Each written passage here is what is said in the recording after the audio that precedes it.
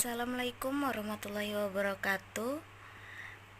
Di sini kami dari kelompok 4 akan mempresentasikan analisis jurnal, di mana analisis jurnal ini kami susun untuk memenuhi tugas kelompok stase keperawatan medikal bedah tentang penerapan sodium breathing untuk penurunan keletihan pada pasien gagal ginjal kronik yang disusun oleh Agil Saputra, Ninyoman Kusumadewi, Anis Kartiasari, Dewi Alifah, Ayu Anggita Putri, Wahyu Oktariati. Baik, yang pertama di sini kami akan menjelaskan terkait latar belakang. Menurut Kemenkes RI tahun 2018 menjelaskan bahwa ginjal mempunyai peran yang sangat penting dalam menjaga kesehatan tubuh secara menyeluruh, karena ginjal adalah salah satu organ vital dalam tubuh, di mana prevalensi penyakit ginjal kronik di Indonesia sebesar 2% atau 4.999.800 orang terkena penyakit tersebut. Baik, selanjutnya di sini ada tinjauan teori. Menurut Smeltzer dan Barr tahun 2015, gagal ginjal kronik merupakan gangguan fungsi renal yang progresif dan irreversibel, di mana kemampuan tubuh gagal untuk mempertahankan metabolisme dan keseimbangan cairan dan elektrolit, sehingga terjadi uremia atau retensi urea dan sampah nitrogen lainnya di dalam darah. Baik, selanjutnya di sini klasifikasi dan manifestasi yang terdiri dari yang pertama stadium 1, terlihat dari laju filtrasi glomerusnya itu lebih dari 90 ml, di mana terlihat manifestasinya adanya kerusakan ginjal dengan GVR normal atau meningkat, terjadinya asimptomatik, BUN dan kreatininnya normal. Stadium 2, laju filtrasi glomerusnya itu 60-89 ml, terlihat manifestasinya adanya penurunan ringan GVR, asimptomatik, kemungkinan hipertensi, dan pemeriksaan darah biasanya dalam batas normal.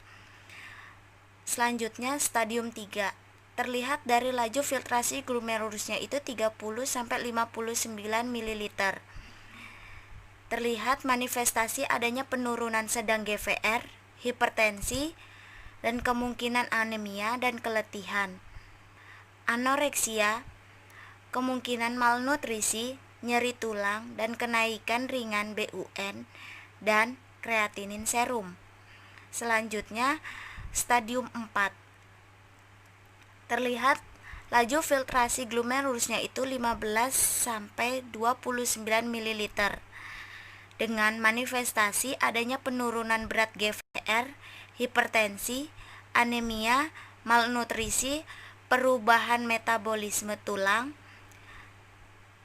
edema, asidosis metabolik, hiperkalasemia, dan kemungkinan uremia, azotemia dengan peningkatan BUN dan kadar kreatinin serum. Selanjutnya stadium 5. Stadium 5 ini terlihat dari laju filtrasi glomerusnya itu kurang dari 15 ml, dengan manifestasi penyakit ginjal stadium akhir dan ginjal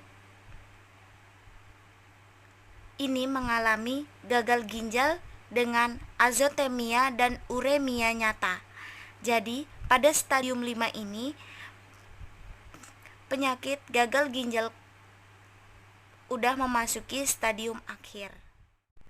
Pathway dari gagal ginjal kronik yaitu adanya kerusakan nefron, penurunan jumlah nefron fungsional progresif dan irreversibel. Kerusakan nefron itu lebih dari 90% yang akan lama-kelamaan menjadi gagal ginjal kronik, di mana pasien dengan gagal ginjal kronik ini yaitu adanya penurunan laju filtrasi glomerulus yang menyebabkan ginjal tidak mampu mengencerkan urin secara maksimal yang masuk ke dalam vesikuler, memberi ikatan dengan air dan meningkatkan volume vaskuler, yang akan lama-kelamaan menjadi beban jantungnya juga meningkat, tekanan hidrostatiknya meningkat, semipermeabel darahnya juga meningkat yang akan menyebabkan edema, yang akan memunculkan masalah keperawatan yaitu kelebihan volume cairan. Selanjutnya di sini adanya pada pasien dengan gagal ginjal kronik itu juga mengalami penurunan fungsi ginjal, di mana produksi eritropoietinnya itu juga menurun. Penurunan pembentukan eritrositnya itu mengalami penurunan yang akan menyebabkan anemia pada pasien dengan gagal ginjal kronik, yang akan menimbulkan masalah keperawatan yaitu intoleransi aktivitas. Selanjutnya di sini pada pasien dengan gagal ginjal kronik yaitu adanya protein atau albumin dapat melewati membran glomerulus, terjadinya hipolbuminemia, dan lama-kelamaan adanya katabolisme protein dalam sel ini yang akan menyebabkan ureumnya meningkat, terjadinya asidosis metabolik, dan terjadinya kompensasi respiratorik yang akan menimbulkan hiperventilasi. Nah, pada pasien dengan gagal ginjal kronik ini yang akan menimbulkan masalah keperawatan yaitu ketidakefektifan pola nafas. Skenario kasus: Tuan A usia 45 tahun, berat badan 65 kg, tinggi badan 170 cm, tekanan darah 160/100 mmHg, frekuensi napas 24 kali per menit, dan edema di dua kaki. Pemeriksaan darah, kadar hemoglobin 7,3 gram per dl, MCV dan MCHC normal, ureum 421 mg per dl, kreatinin 32 mg per dl. Dari hasil pengkajian, keluhan utama klien mengatakan badannya terasa letih dan mudah lelah saat beraktivitas, konjungtiva anemis, capillary refill time-nya itu lebih dari 4 detik. Selanjutnya di sini kami akan menjelaskan terkait analisis jurnal ya dari skenario kasusnya yang kita dapat tadi. Di sini kita dapat jurnal yang terbaru di tahun 2020. Kita buka. Nah, di sini memunculkan analisis jurnalnya ini. Judulnya penerapan sodium breathing untuk menurunkan keletihan pada pasien gagal ginjal kronik, dimana penulisnya ini Ria Astariana Pertiwi, terus dia Restuning Prihati. Nah, tahunnya ini kita dapat di tahun 2020, jadi yang terbaru. Nah, untuk pikonya di sini P-nya atau problem yaitu terjadinya keletihan dan gagal ginjal kronik. Implementasinya yaitu penerapan sodium breathing dan compressionnya itu dalam jurnal ini itu tidak ada pembandingnya. Untuk outcome-nya dari pembanding kedua kelompok didapatkan kesimpulan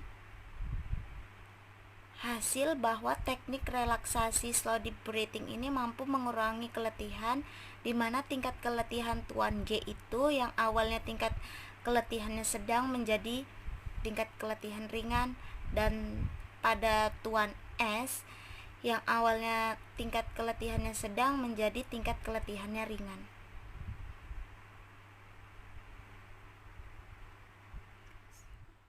Baik, saya lanjut di sini dari metode penelusuran bukti ya. Di sini kami dapatkan jurnal ini dari aplikasi browser. Nah, aplikasi browser Cendekiaw memunculkan kayak gini. Nah, Google Cendekiaw. Setelah itu kita buka dan masukkan di sini gagal ginjal kronik. Nah, muncul deh di sini terbarunya tahun 2020. Tahun 2020 yaitu penerapan sodium breathing untuk menurunkan keletihan pada pasien gagal ginjal kronik. Terus kita download di sini, buka, dan akan memunculkan yang seperti ini. Sudah sampai sini. Baik, untuk telaah kritisnya di sini ada validity. Di validity ini dalam jurnal ini yaitu adanya pretest dan adanya implementasi. Nah, penelitian ini menilai adanya keletihan sedang dengan lembar skala, yaitu menggunakan fatigue, pengukuran fatigue. Jika didapatkan responden yang mengalami keletihan sedang, selanjutnya peneliti ini dia memberikan implementasi. Nah, memberikan implementasi dengan teknik itu, slow deep breathing tersebut sebelum dan sesudah proses hemodialisa. Nah, dimana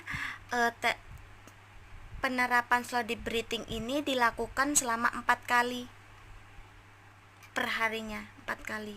Nah, dilakukan selama jam 8, terus jam 10, jam 12, sama jam 14. Terus selama 3 hari dalam durasi 1 sampai 5 siklus. Setiap satu siklus dilakukan selama 5 menit dengan jeda istirahat selama 10 sampai 15 menit. Kemudian peneliti menilai kembali tingkat keletihan responden itu. Jadi ada pretest dan posttestnya. Dan menggunakan skala instrumen pengukuran fatigue tadi. Nah, selanjutnya di sini ada important. Nah, important ini yaitu pada Tuan J itu memiliki tingkat keletihannya sedang. Setelah dilakukan slow deep breathing ini, yaitu tidak ada penurunan keletihan, tetapi dia menimbulkan tanda dan gejalanya itu yang mengalami perubahan, seperti tidak mudah mengantuk, mampu mempertahankan aktivitasnya pada tingkat yang biasanya itu dia nggak enak kayak gitu. Terus tidak ada peningkatan keluhan fisik. Nah, sedangkan pasien kedua yaitu Tuan S memiliki tingkat keletihan sedang, dan setelah diberikan slow deep breathing ini yaitu adanya penurunan keletihan dan adanya tanda gejala yang mengalami perubahan, yaitu tidak mudah mengantuk, mampu berkonsentrasi, tidak ada peningkatan keluhan fisik gitu. Jadi ada untuk responden tersebut mengalami perubahan.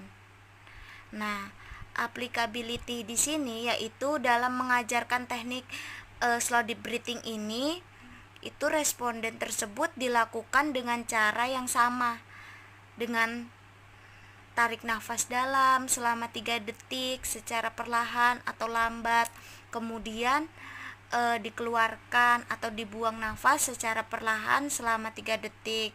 Metode ini dilakukan selama 10 sampai 15 menit. Nah, di sini dari jurnal ini pada dasarnya kedua pasien tersebut memiliki ambang keletihan yang hampir sama. Karena dalam proses pemberian tingkat penurunan keletihan pada kedua pasien ini juga hampir sama. Dan kriteria inklusi dalam kasus studi ini yaitu pada pasien yang mengalami gagal ginjal kronik yang akan mengalami hemodialisa. Jadi prehemodialisa, dia mengalami keletihan, sedangkan tidak mempunyai gangguan penglihatan dan pendengaran. Terus kriteria eksklusinya dalam studi ini yaitu kasus ini adalah pasien dengan gagal ginjal yang mengalami gangguan pernapasan, pasien dengan penurunan kesadaran kayak gitu. Itu juga bisa dilakukan untuk eksklusinya itu tidak dilakukan ini gitu. Terus perbandingan antara jurnal dengan kondisi realnya ini yang didapatkan dari lapangan ya, kondisi realnya. Berdasarkan analisis jurnal, jurnal tersebut merekomendasikan penerapan slow deep breathing ini yang dapat dijadikan salah satu alternatif dalam mengurangi masalah keletihan pada pasien yang dengan gagal ginjal kronik kayak gitu. Gagal ginjal kronik sedang yang mengalami hemodialisa maupun prehemodialisa dengan masalah keletihan. Penerapan teknik tersebut mudah dipelajari dan dipahami sehingga dapat dilakukan ketika pasien berada di rumah sakit maupun berada di rumah kayak gitu. Saat ini kondisi real yang ditemukan di rumah sakit belum banyak ya diimplementasikan penerapan slow deep breathing ini pada pasien gagal ginjal kronik atau chronic kidney disease dengan masalah keletihan. Jadi dengan penerapan slow deep breathing ini dapat membantu pasien yang mengalami masalah keletihan pada pasien yang dengan masalah gagal ginjal kronik. Yang terakhir di sini adanya kesimpulannya dari yang saya jelaskan tadi dari awal sampai akhir. Selanjutnya di sini dari kesimpulan yang didapat yaitu gagal ginjal kronik merupakan gangguan fungsi renal yang progresif dan irreversibel di mana kemampuan tubuh ginjal untuk mempertahankan metabolisme dan keseimbangan cairan dan elektrolit sehingga terjadinya gangguan atau retensi urea dan sampah nitrogen lain di dalam darah. Dari hasil analisis jurnal didapatkan kesimpulan bahwa adanya pengaruh signifikan penerapan slow deep breathing yang dapat menurunkan keletihan pada pasien gagal ginjal kronik, di mana kedua pasien tersebut memiliki tingkat keletihan sedang dan setelah diberikan relaksasi slow deep breathing ini dia mengalami penurunan keletihan dan adanya tanda gejala yang mengalami perubahan yaitu tidak mudah mengantuk, mampu berkonsentrasi, dan tidak ada peningkatan keluhan fisik. Begitu.